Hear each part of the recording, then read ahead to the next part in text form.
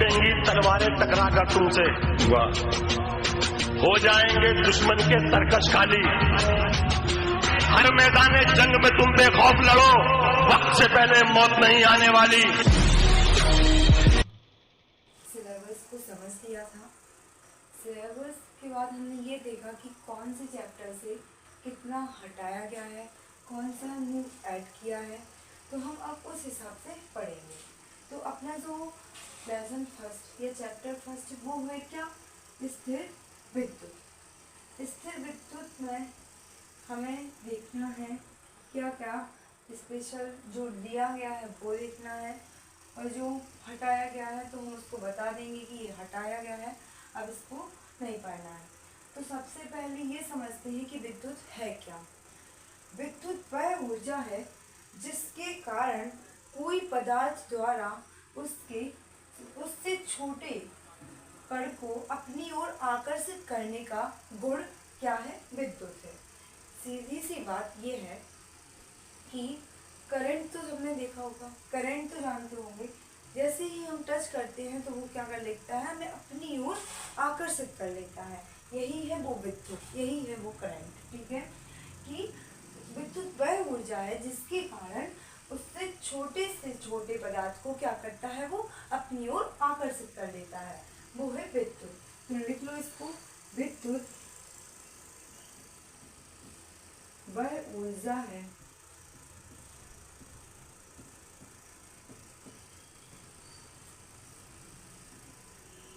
जिसके कारण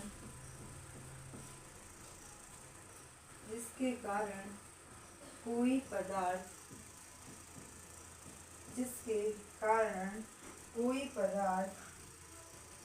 अपने से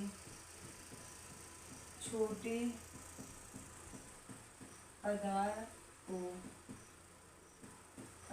या कण को अपनी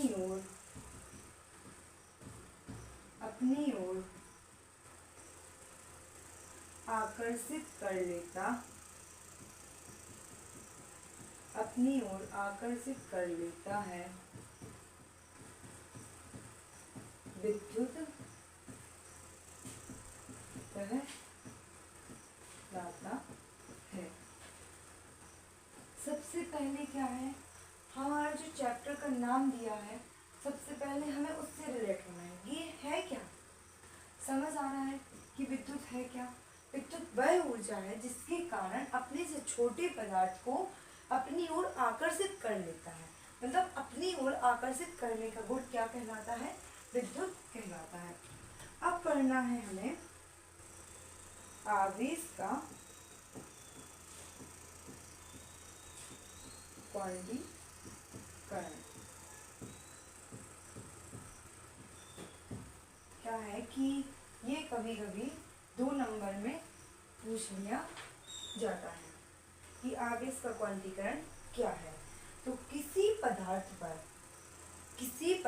पर उपस्थित आवेश निश्चित न्यूनतम मान का पूर्ण गुणज होता है। तो क्या लिखेंगे हम, आवेश का क्वांटीकरण, किसी पदार्थ पर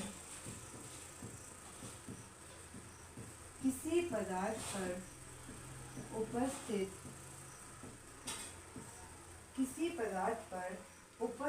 आवेश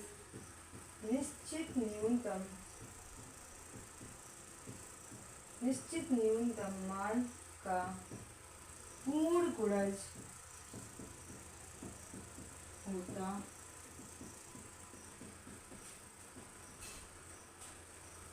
हमने क्या बोला, आवेश का क्वांटीकरण।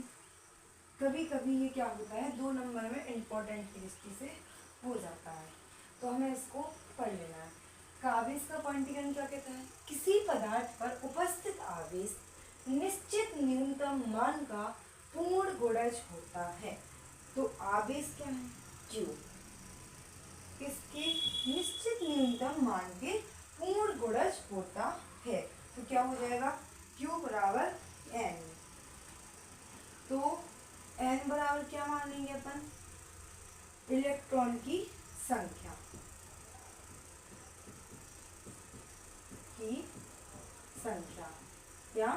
Number of electron.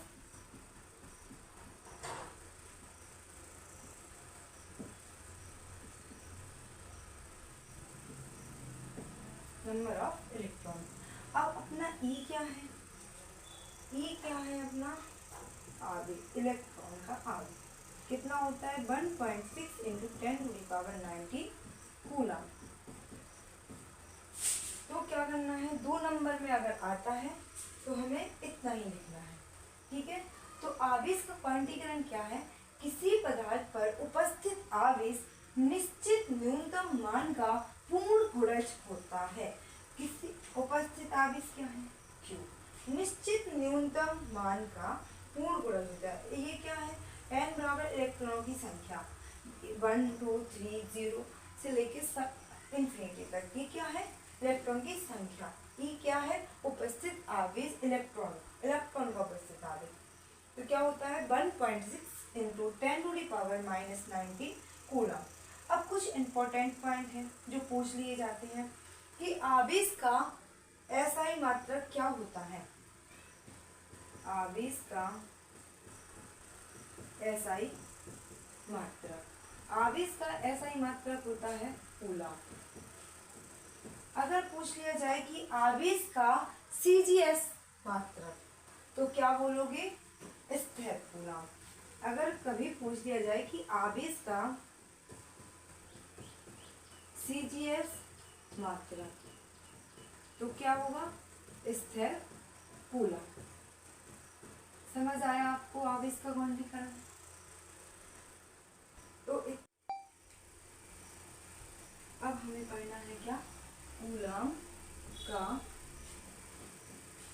नियम।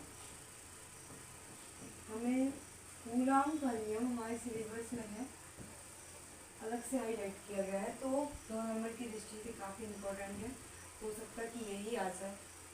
तो कूलम का नियम बहुत ही ज़्यादा इम्पोर्टेंट और इजी भी है, कुछ ऐसा नहीं है। तो हाँ, कूलम लॉ को देखना है।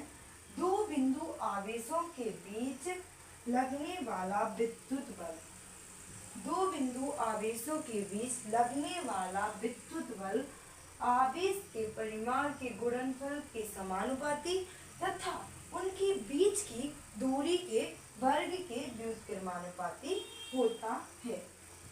क्या बोला हमने? 2 बिंदु आवेशों के बीच लगने वाला बल,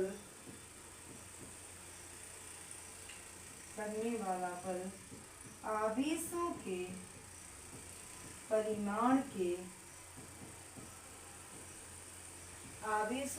परिमाण के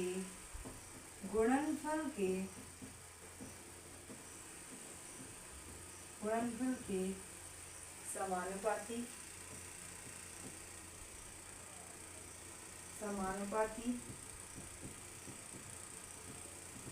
तथा उनके बीच की दूरी के व्युत्क्रमानुपाती होता है। तो कूलम का नियम क्या कहता है? 2 बिंदु आवेशों के बीच लगने वाला बल आवेशों के परिमाण के गुणनफल के समानुपाती तथा उनके बीच की दूरी के व्युत्क्रमानुपाती होता है। तो यहाँ चित्त से समझिए क्या है? ये है Q1 Q2 और इसके बीच की दूरी है R। तो हमारा नियम क्या कहता है कि 2 बिंदु आवेशों के बीच लगने वाला बल, तो बल क्या होता है? F। उनके आवेशों के परिमाण के गुणनफल, आवेश क्या है? Q1 और Q2, Q1 कर दिया और Q2 के परिमाण के गुणनफल के समानुपाती तथा उनकी बीच की दूरी, दूरी क्या है? R। उनकी बीच की दूरी के वर्ग, यहाँ सॉरी मैं वर्ग लिखना भूल गई, यहाँ वर्ग लिखो, दूरी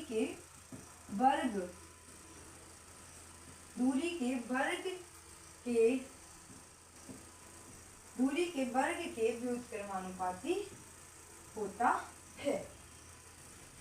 तो हमें क्या करना है, अब देखो, अब जब हम समानुपात का ये निशान हटाएंगे तो क्या आएगा, नियतांक आएगा। तो हम नियतांक को क्या मान लेंगे, अल्फा। तो Q1 Q2 upon R square. अब एसआई पद्धति में क्या करना है, एसआई पद्धति में जब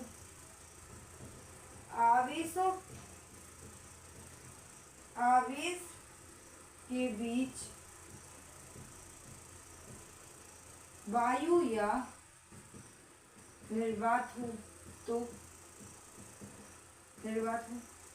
क्या करेंगे, तो अल्फा बराबर क्या कर देंगे, 1/4π(x)(0). इसका मान क्या होता है, 9 × 10⁻9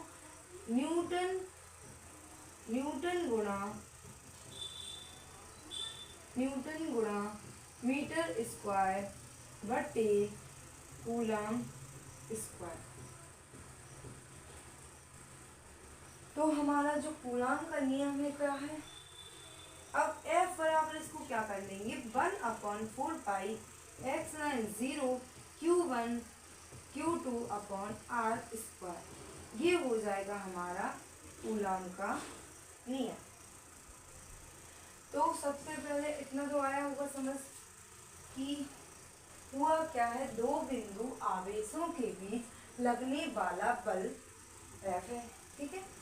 उनके आवेशों के परिमाण के गुणनफल, आवेश क्या है Q1 व Q2, तो उनके परिमाण का गुणनफल के समानुपाती, तो समानुपाती कर दिया, तथा उनके बीच की दूरी क्या है R के वर्ग के व्युत्क्रमानुपाती होता है। तो हमने वर्ग की क्या कर दिया, व्युत्क्रमानुपाती।